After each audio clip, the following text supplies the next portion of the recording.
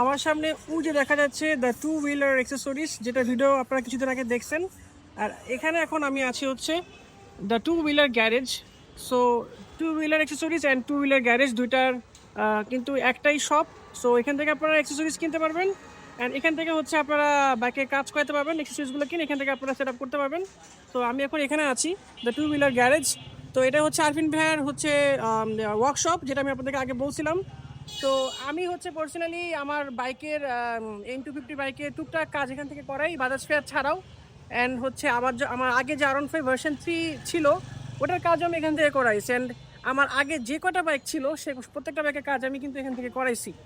So আপনারা চাইলে এখানে আসতে পারবেন। আর আজকে হচ্ছে আমি আপনাদের এই ওয়ার্কশপের ভিতরে ঢুকবে এবং সম্পূর্ণ ডিটেলস আপনাদের সাথে শেয়ার করব।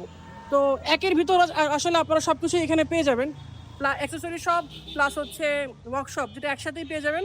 মানে বেশি ডিস্টেন্সে না, যেখানে ক্যামেরায় দেখা যাচ্ছে ওই যে হচ্ছে টু হুইলার অ্যাক্সেসরিজ, আর হচ্ছে এটা হচ্ছে the two wheeler garage. So চলেন তাহলে আমরা ভিতরের দিকে যাই, ভিতরের দিকে গিয়ে আমরা দেখা স্টার্ট করি।